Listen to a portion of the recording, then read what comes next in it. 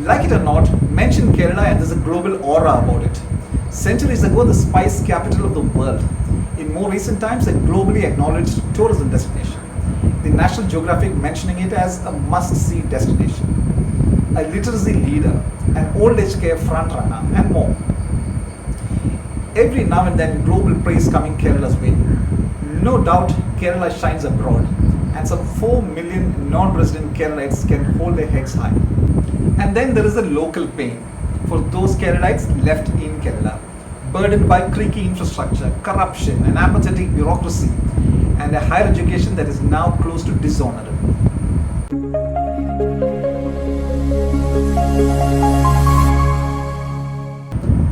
First, the global praise, which is now becoming regular. When the National Geographic Traveler picked Kerala as one of the 50 places for a lifetime in 2009, it was just the beginning. Since then, Kerala tourism has been right up there in global tourism. This year, it's the New York Times putting Kerala on the list of 52 places to see in 2023, putting the state at 13th rank. After all, what have you done with life if you haven't gotten into a houseboat in Alappuzha in this globally connected age? Come right into this week and we have the rains splashing down on Kerala's hills, paddy fields and the backwaters, and on the green lawns of Wimbledon. So what does Wimbledon do for its promo this year?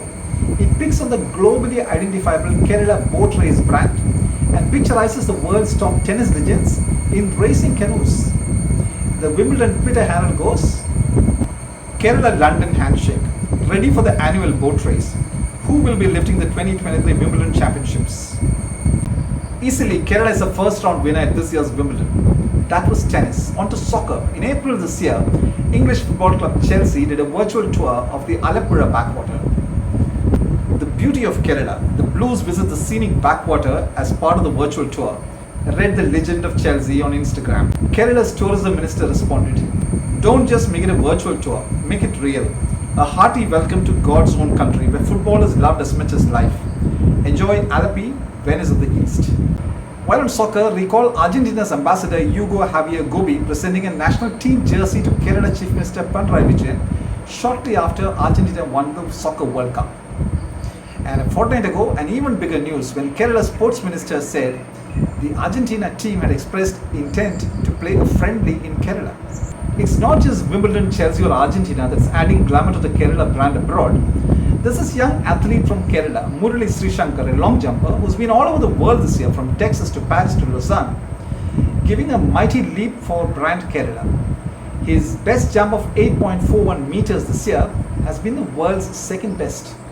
That's the global praise. Now for the local pain. Number 1, deadly corruption. A former civil services officer and a former chairman of the Rubber Board of India, P.C. Syriac, wrote this week about some of the shocking incidents of corruption in Kerala in recent years that have driven ordinary citizens to the wall or even to death. Last month, a farmer, Chakkalikal Ravi, who was so distressed by officers delaying a resurvey of his land that he set fire to the Bulanturuthi village office. In Mannarkad village, a village assistant, V. Suresh Kumar, was caught red-handed and arrested taking a bribe during an adalat, which is intended as an exercise to solve pending issues. That's how daring even a village assistant is in bribery. 5 years ago in Chakkattapara, Kozhikode, distraught by the village officer's harassment, a local farmer, K. Joy, set fire to the village officer and took his life. Aren't Kerala's political leadership competent to arrest corruption? You must be kidding. Just about every Keralite is unionized and the wrongdoers expect their political parties to protect them, and it's almost always done. Kerala's well-meaning new Chief Secretary V. Venu, who is an actor and a medical doctor, says government officials who are caught for corruption by the vigilance will be sacked from service. Wonderful here, but he clarifies when the court punishes them. That clarification should be a great relief for all the corrupt officials because they know just how long it takes for courts to punish them. 2. Lowly higher education. Kerala's higher education hurtles from bad to worse to terrible, and there's a shameful news just about every week. Some student union leaders get fake degree certificates. A principal and a student of the same college are accused in an impersonation case. And in the latest, a whole bunch of undergraduate students of the Kerala University have been failed by the university without even evaluating their answer sheets. To imagine that this is the university which apparently tried to get Albert Einstein as its first vice chancellor. Salute to Albert Einstein. You were always a wise man. You can now rest in peace because you turned down the Kerala offer. A disclosure would be in order at this juncture. I must say I am a BCom graduate from the Kerala University, but let me also add that I did not collect my degree certificate from the university.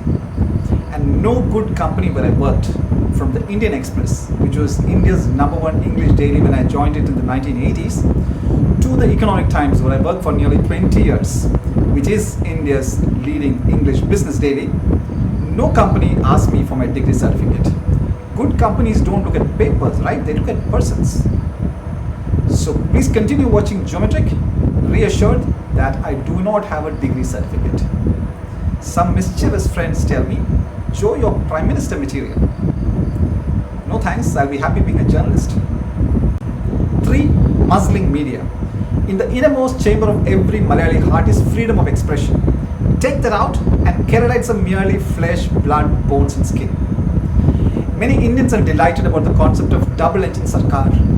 Many Keralites are depressed about the concept of double-engine Bekar, Bekar meaning worthless, regarding media freedoms. At the center, the Prime Minister is not known as a great friend of the media. In Kerala, the Chief Minister once told media persons, "Get out." This week, Kerala police raided the office of popular online Malayalam news channel Marunadan Malayali, founded by journalist Shajan Skaria, which has more than 2 million subscribers, and seized all the computers in the office. In the 1980s, the communist parties in Kerala had opposed computerization. 40 years later, the parties still see more devil in computers. So, Geometric View hopes to be in business next week and come back to you with another episode. Meanwhile, to all of you millions of non-resident Keralites out there in the big world, enjoy the global praise coming from Wimbledon to Chelsea to Argentina and elsewhere. Back home, we are trying to send out as many youth as possible so that they too can come there and partake of all the praise. For those of us left in Kerala, we'll drown our sorrows having some parota, beef, and whatever the government monopoly beverages corporation can offer. In socialist, communist Kerala, thank goodness that at least parotas and beef are in the private sector. Jokes aside, you'll really appreciate the skill sets, daring and sheer commitment of Keralites if only they set their mind to it. Let me leave you with the visuals of a boatman in Pathanamthitta district, Ramachandran, and his friend jumping off a bridge on the swollen Manimala river to retrieve Ramachandran's boat that had accidentally got unmoored during the floods this week. The boat belonged to the Kallupara Panchayat and Ramachandran is the boatman. But why did he risk his life to retrieve the boat? He said plainly, "The job is my only source of income. Adversity leading to daredevil."